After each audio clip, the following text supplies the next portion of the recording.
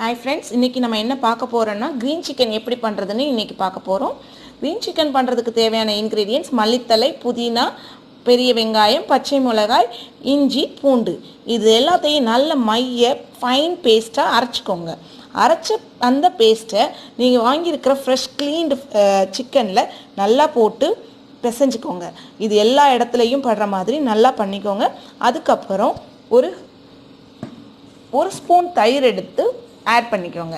இந்த ஒரு ஸ்பூன் தயிர் நல்லா கட்டி தயிராக இருக்கிறதான்னு பார்த்துக்கோங்க. ஏன்னா தண்ணி விட்டு போயிடக்கூடாது. தண்ணி பட்டுருச்சுன்னா உங்களுக்கு அந்த பேஸ்ட் சிக்கனில் ஒட்டாது. அதுக்கப்புறம் இது நல்லா மேரினேட் ஆகிறதுக்காக ஹாஃப் லெமன் எடுத்து ஸ்க்வீஸ் பண்ணிக்கோங்க.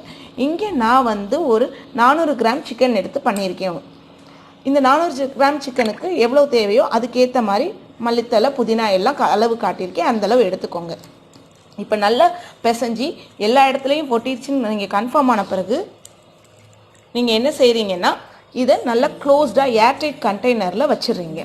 ஏர்டைட் கண்டெய்னரில் வச்சு அதை ஃப்ரீசரில் ஒரு 2 hours அதை ஃப்ரீஸ் பண்ணிடுறீங்க. 2 hours ஃப்ரீஸ் பண்ணதுக்கப்புறம் ஒரு பேனில் கொஞ்சமாக ஆயில் விட்டு, டீப் ஃப்ரை கிடையாதுங்க, நல்லா ஞாபகம் வச்சுக்கோங்க, டீப் ஃப்ரை கிடையவே கிடையாது. கொஞ்சமாக ஆயில் விட்டு அதோட ரா ஸ்மெல் போகிற வரைக்கும் நல்லா உங்களுக்கு ஒரு ஸ்மெல் வரும். அதாவது இந்த க்ரீன் பேஸ்டோட ஸ்மெல். இந்த க்ரீன் பேஸ்ட் எசன்ஸ் என்னென்னலாம் இருக்குன்னு உங்களுக்கு தெரியும். ஜிஞ்சர், கார்லிக், அதுக்கப்புறம் சில்லி, ஆனியன், அதுக்கப்புறம் உங்களோட எல்லாம் இந்த பேஸ்ட் எல்லாம் ஸ்மெல் போகிற மாதிரி உங்களுக்கு ஸ்மெல் ஒரு அரோமா வரும். அந்த அரோமா வந்தோடனே யூ ஸ்டாப் குக்கிங்.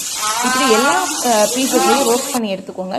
எடுத்துட்டு உங்ககிட்ட அந்த கிரில் சிக்கன் பண்ணுறதுக்குரிய அந்த கிரில் கிடச்சதுன்னா அதை எடுத்து நல்லா பார்த்துக்கோங்க. கொஞ்சம் ரொம்ப கலர்ஸ் சேஞ்ச் ஆகிடாமல் பார்த்துக்கோங்க. அந்த க்ரீன் கலர் லைட்டாக மட்டும் ரோஸ்ட் பண்ணி எடுத்துட்டு இதில் எப்படி இருக்கணும்னா ரொம்ப சாஃப்டாக இருக்கணும் சிக்கன்.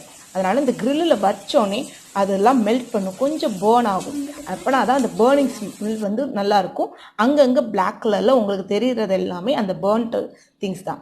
இப்போ உங்களுக்கு சுவையான கிரீன் சிக்கன் ரெடி.